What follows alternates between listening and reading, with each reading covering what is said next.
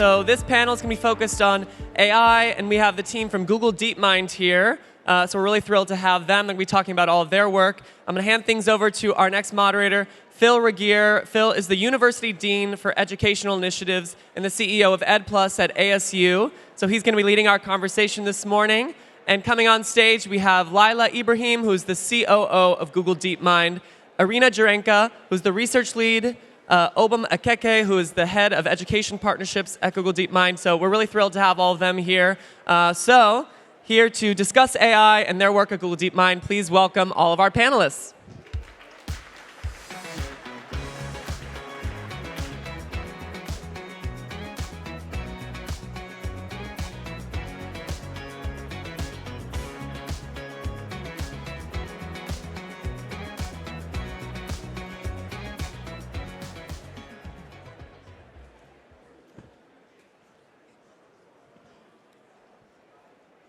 Hello, welcome everybody. It's wonderful to be here on the first day of the 15th Summit.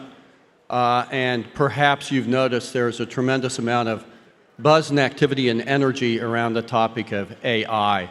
If you haven't had a chance, I encourage everybody to take a 2-block walk down the street, go to the San Diego Convention Center, and look at what's going on at the air show. The number of companies, ideas, new processes, new techniques for using AI in education is very, very impressive. And it's actually the case that we're at a very unique moment in regards to AI. A recent edition of The Economist had a whole series of articles about AI. Some of the titles were, AI is taking over drug development. Here's a good one, what will humans do if technology solves everything?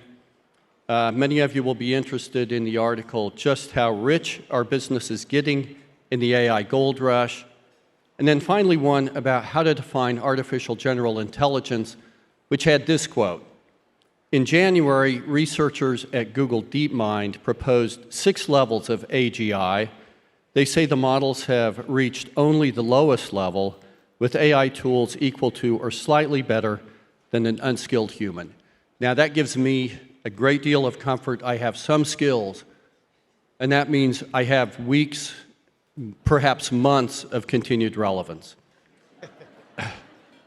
But I'm very excited for the panel, and I want to introduce them. We have some of the leaders here who are building the core models at Google DeepMind. Google DeepMind, for those who don't know, is a unit at Google that's AI-focused, and its mission is to build AI responsible to benefit humanity. From my far left, I want to introduce Lila Ibrahim, who is the Chief Operating Officer at Google DeepMind and also a co-founder and chair of Team for Tech. Sitting next to her is Irina Jurenka, who is the head of AI research for education. And sitting directly next to me is Obum Ekeke, who is head of educational partnerships at Google DeepMind. Lila, let me start with you. And I'd like you, if possible, to provide an overview of Google DeepMind, where you're positioned within Google, your focus areas, how you're related to Gemini. Like, what I'm interested in is, like, where is the stuff and the content that you build? Where does it go? Great, thanks, Phil. And thank you, everyone, for joining us today. To get us oriented, I suppose, let me share a little bit about Google DeepMind. DeepMind is a part of Google, and we were founded in 2010 really to be an AI research organization, an interdisciplinary approach. And the goal was always, how do we build AI responsibly to benefit humanity? So if I can maybe break that mission down. The first part is building AI responsibly, or building AI. So our focus, as Phil mentioned, is really doing the advanced research, which Irina represents on stage today, around AI, and doing it more at the foundational model level. Gemini is just one example of the types of models that we have built. Some of you may have heard of AlphaFold is another example outside of that has gained some traction. the way that we aim to build AI is to do so responsibly. What does that mean for us? That means that on every step of the process, from the time we're defining our research to the building to how we deploy, we're thinking about what does it mean to be responsible stewards of this technology. Are we challenging our assumptions? Are we bringing outside perspectives in? And hopefully we'll be able to talk a little bit more about that today. And the last part of why do we do this, we're doing this specifically since 2010 to benefit humanity. And it's thinking about the world as we are today, globally, how do we think about what AI could do, but also what does it mean for the next generation and even beyond. And honestly, that's why I decided to join almost 6 years. Next week is my 6th anniversary. After 30 years of being at the intersection of technology and social impact, I understood the potential power that AI had. I don't come from that background per se, but to think that such a transformational technology could be within my lifetime, and knowing that such a technology required exceptional care, and that's why I joined Google DeepMind. And it's been a pretty amazing journey. There's definitely a lot of talk these days around AI, so I think a lot of people finally understand what we're doing. But we've also seen some tremendous progress in other sectors, whether it's climate or cancer. We've seen how AI has been able to really advance the speed of understanding and solutions. And that's why we're here at this event this week, is to share our expertise in AI with all of you, experts in the field of education and learning, and to see what we can do together so that maybe we can bring the benefits of AI to a broader community, again, to benefit not only where we are today as a world, but the future. Thanks for the response.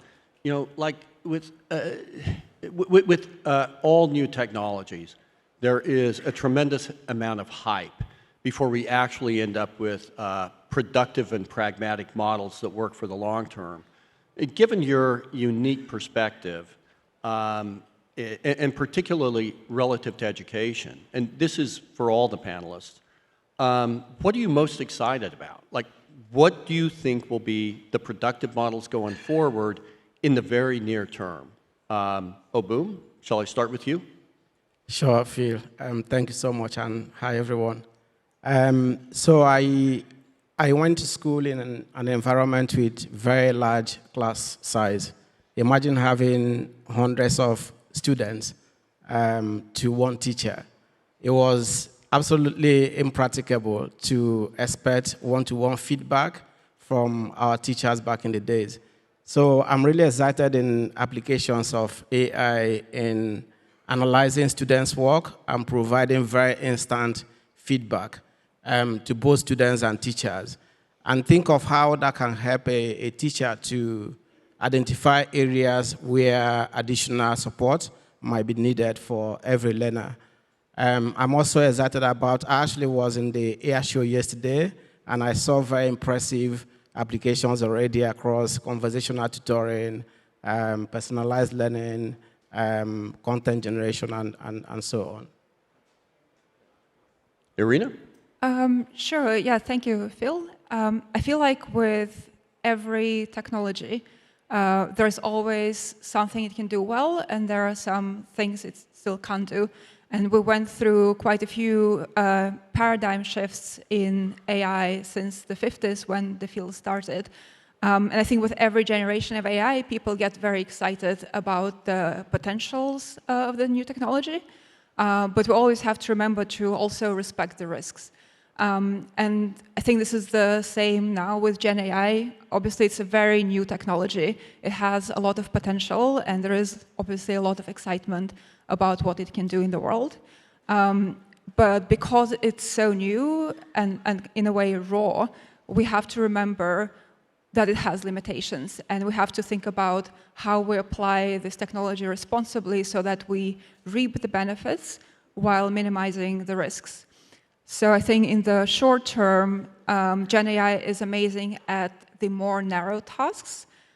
So something where you maybe take some material and generate questions from it somewhere where there is a human in the loop, and you kind of co-create and have a situation where the Gen AI gives you kind of a first draft, and then the human is the one who takes that draft and refines it and makes it great. And I think there is still a lot of potential there to be unlocked with more research to go to more general use cases that maybe everyone is thinking, like tutoring or personalized learning. Lila, what are you most excited about? Well, I think Irina was just hinting at it with the personalized learning. As I said, when I took this job, one of the things I really thought about was less about as a professional and more as an individual, with my parent hat on right now. Could I do this job, and what kind of impact could this technology have on the world? And as Irina said, we have to be respectful of the risk. Like, could I tuck my daughters in at night knowing what mommy worked on? Like, how do I want to commit to maximizing the opportunity and minimizing the risk? And the opportunity I saw was, as a parent, I have twins. So I'm always running my A/B tests on how they learn and they respond, and it's an adventure in and of itself. But one of my daughter has dyslexia, and so her way of learning and experiencing the world is slightly different. And I have seen firsthand how technology has actually enabled her to regain some confidence and keep pace and excel in other areas. And I keep thinking, if something as where we are today can really make this type of impact on one student who is fortunate enough to have this kind of access, what could it mean for everyone? What could it mean for me and where I am in my stage of life of learning new things? So I'm quite excited about the potential this has to really open up how we think about learning and maximizing the potential of the individual.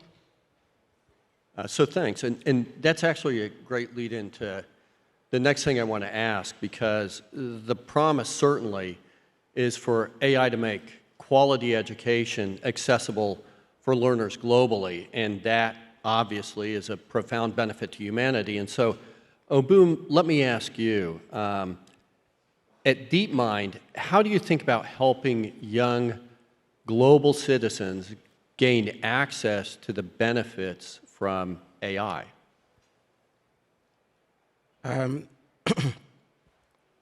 Yeah, so as AI permeates every area of society, literacy in AI is going to become a critical professional and life skill that needs to be embedded in every part of education. If you can imagine young people who know and understand what AI is, they can make a more informed decision on how to use AI, but also, most importantly, on how to actually contribute to building AI and applying it to use cases that are based on their lived experiences. But not every young person today has access to resources to help them learn about AI. So what we've done at DeepMind is to partner with the Raspberry Pi Foundation to create a program we've called Experience AI. Experience AI is a set of lessons, video tutorials, and activities that help young people, especially in secondary schools, to know what AI is and how they can benefit from using AI and how they can actually contribute to building it. Since launching the program last year, the program has now reached nearly 500,000 students globally, and we are currently expanding the program to more countries. So we believe that by educating and equipping more students globally with very foundational understanding of what AI is, they can play a role in building AI and also using AI. Thanks for the response. So, Irina, I want to ask you a question. As head of research, I think a lot of people sitting in the room and people who've been at the conference for the past 15 years have seen a lot of hype around a lot of different technologies, particularly I might refer to personalized learning technologies, and many of the companies that were here 10 years ago were talking about adaptive learning and how it would personalize the educational experience. And I think, for the most part, we can regard many of those efforts as failed efforts.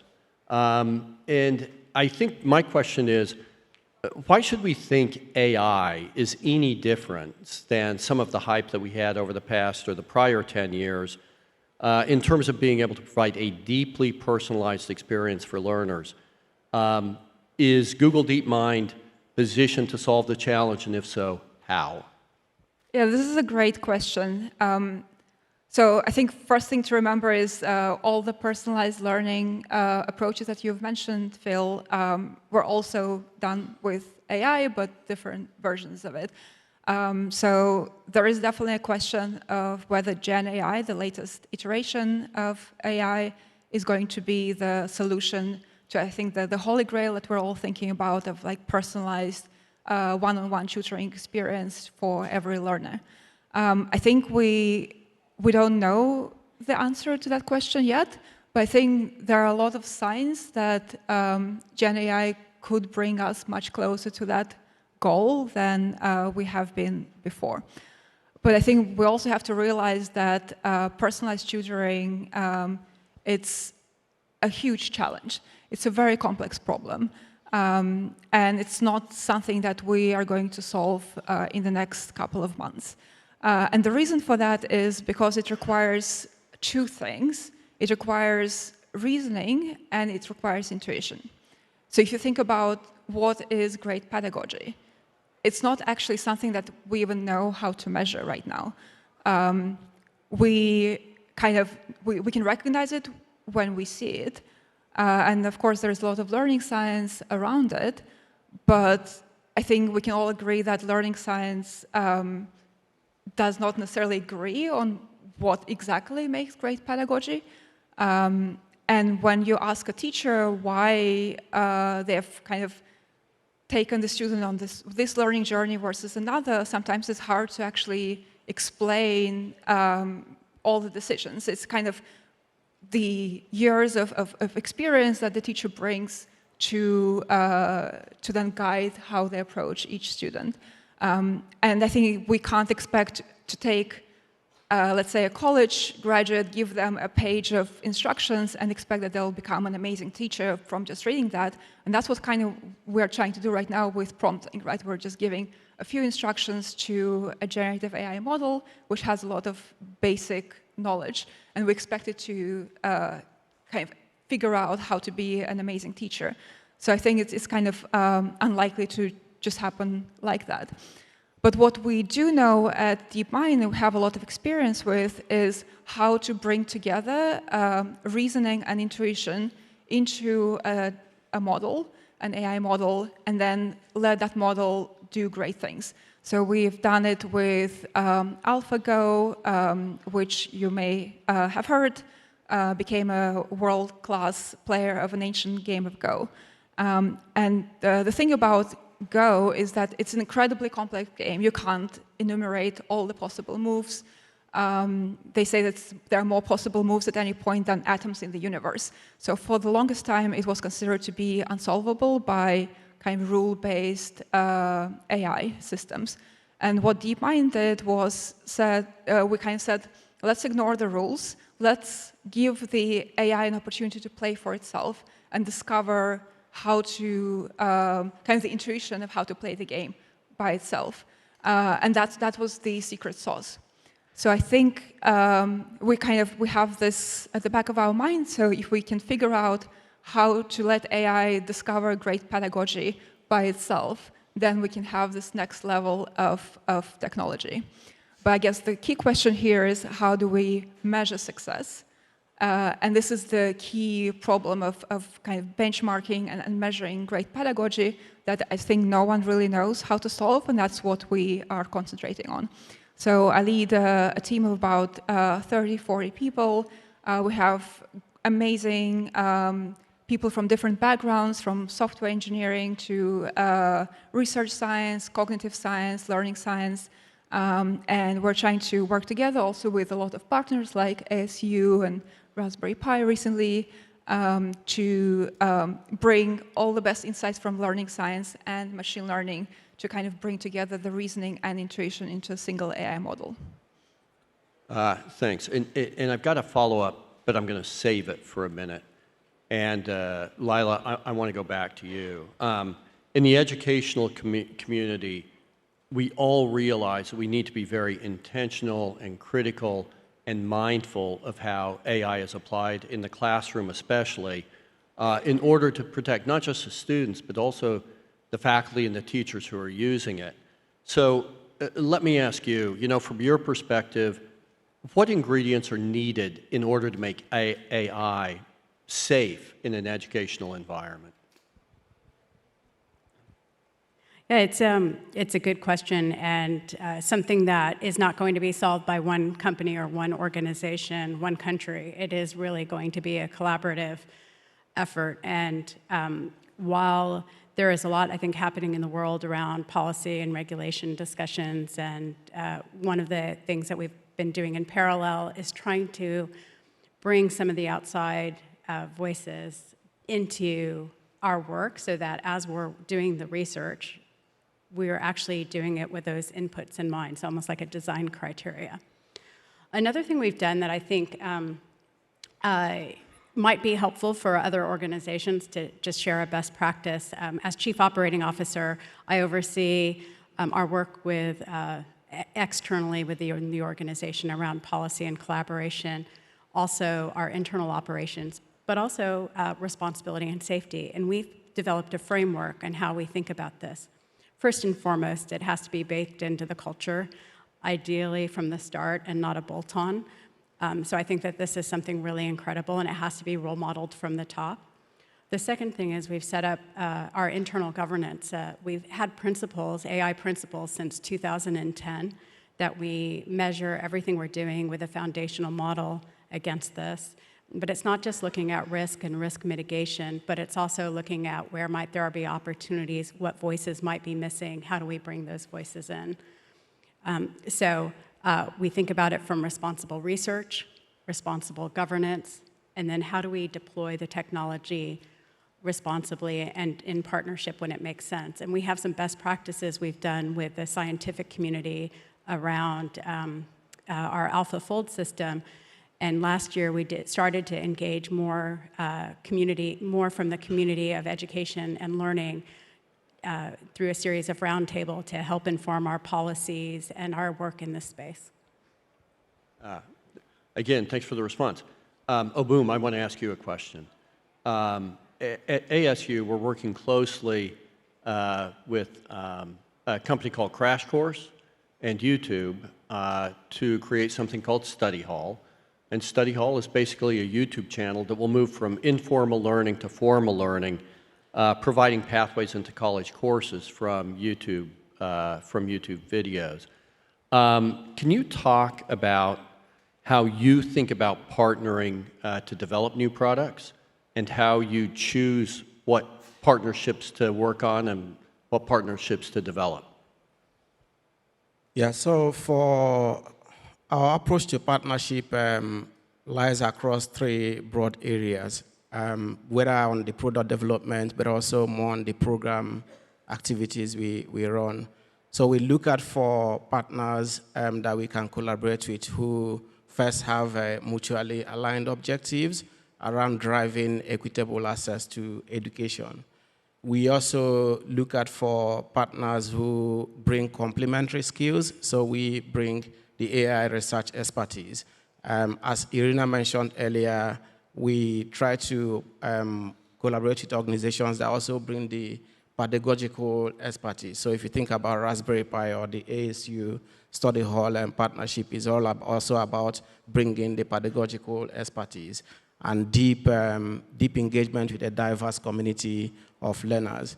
And then the last thing we also think about is partnering with organizations who, what I usually call having growth mindset to innovation, organizations where we can co-create activities together, pilot, and then iterate, and then before we scale solutions to the outside world. On the study hall, I would actually ask Irina to say more about that because she's involved on that on a day-to-day basis. Yeah, so from the research perspective, we take the participatory approach very seriously. So we want to co-create the technology with the relevant stakeholders who will be using it. And partnering with ASU Study Hall program has been incredible.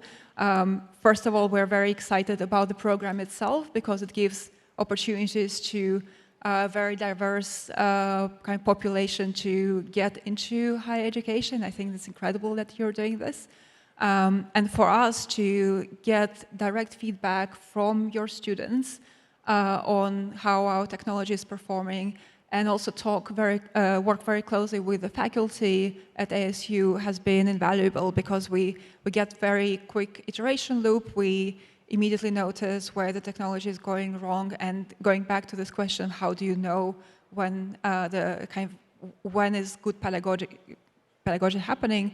That's where we need actual faculty members to look at at how the technology is performing with the real students and give us this immediate feedback to continue improving. So thank you for this. And just Go ahead.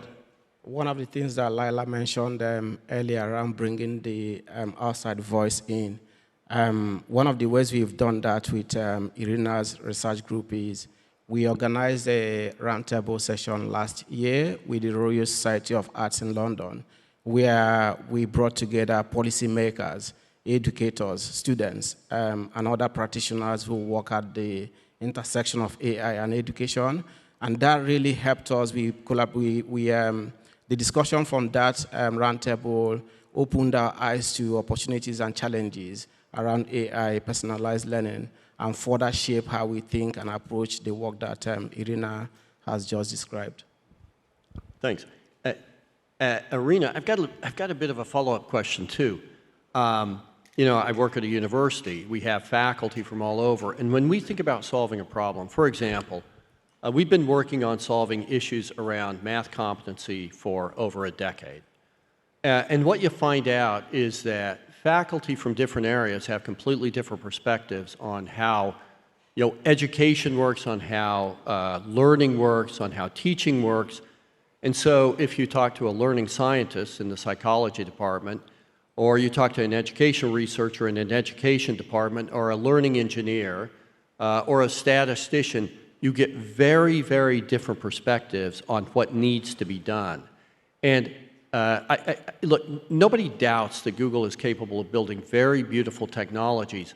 My question is, as a researcher thinking deeply about artificial intelligence, how do you approach all those different perspectives, all of which have some validity, and begin incorporating them in an AI response to a problem like math education?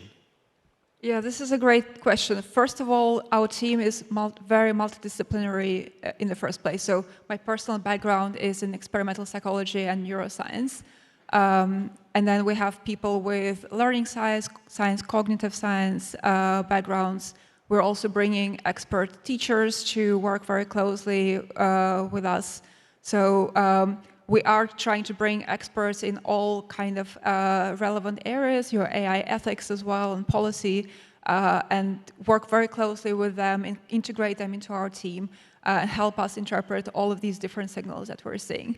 But another thing we're trying to do is take a pragmatic approach, because you can read a learning science paper and it will say active learning is important, but what does it actually mean? How do you translate this kind of high-level term of active learning into what the AI system actually should do in this particular situation with this particular student? How do you measure whether the AI system has done what it should have done? Because again, active learning incorporates so many actual things that could be done. So our work is a lot about this interpretation. So collecting all the knowledge, distilling into a set of actionable, pragmatic steps, and then testing those steps out, whether it actually improves the AI or not. And also help from your faculty members is great there to interpret. Okay, thanks for the answer. I want to turn and make this a little more personal. Obviously on stage, we have three different personalities here. We have a gentleman from Africa, a woman from Russia, and then I think a Purdue Boilermaker. Boiler up. Right? And so the question I have is like, how did you get into AI? And I think more broadly, what skills are necessary to make an impact in AI now? Fair enough. Obum, do you want to start?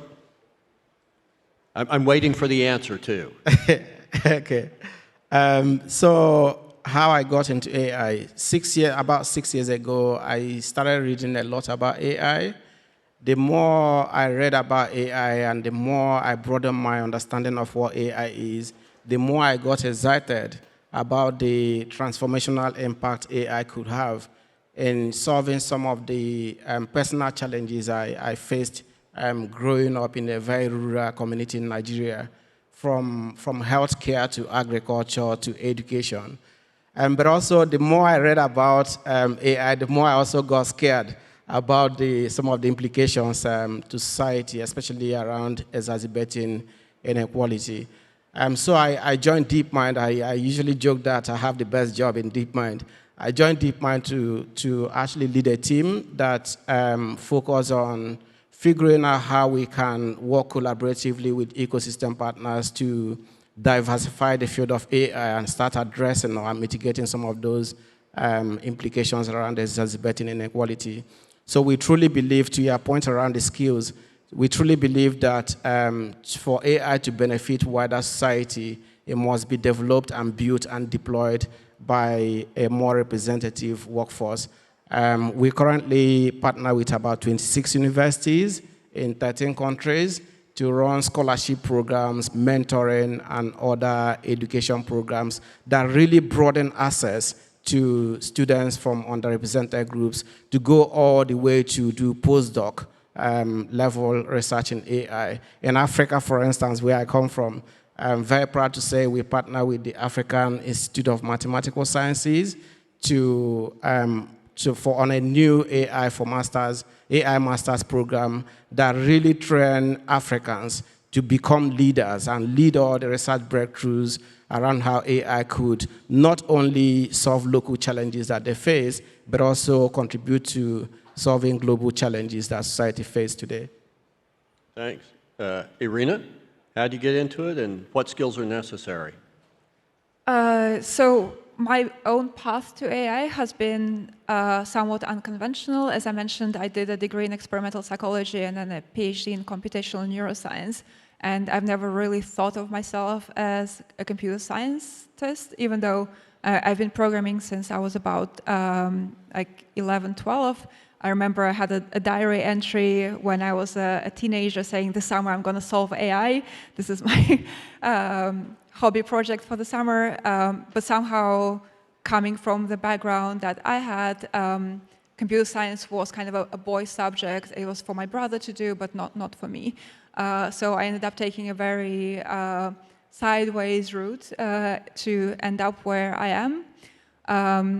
But I would say that this gave me a different set of perspectives and different set of skills that is actually really helpful right now. So if you think about what an AI scientists do now in the Gen AI era, it's not so much about math anymore or even programming so much. It's kind of about working with people, right? It's kind of all about, as I said, kind of understanding what works, what doesn't work, kind of testing the technology, collecting the feedback, turning that into better data, and then improving. So I would say actually like this human-computer interaction skills, experimental psychology, cognitive science skills are becoming much more relevant in the last couple of years in AI than maybe 10 years ago. Yeah, that's a great perspective. And again, given my own set of skills, it gives me some hope, not being a cognitive neuroscientist. Lila, what about you? Engineering degree from Purdue, right? And so how did you end up in AI? Yeah, I spent the first 18 years of my career at Intel, where my last few roles were, one was working with the CEO and chairman, Craig Barrett, who had this amazing saying, which was, computers aren't magic, teachers are. And just before I worked with him as his chief of staff, I had built a computer lab at the orphanage my father was raised in overseas. So that was really my introduction of what education was. I mean, I felt very fortunate as a child of immigrants to have had the opportunity to do engineering. But that really brought together kind of set me on a different, I say I went to go build that computer lab to say thanks for my dad, and ended up with my career completely shifting. I did venture capital and went into one of our investments, Coursera, and helped build that company. And then just decided I really wanted to be very thoughtful after 30-some years of what I wanted to do next and how could I leave my legacy in the world of taking experience of bringing education, technology and education to different parts of the world. And what did that look like? And if I could bring those internet learnings into AI, then that would be worth it.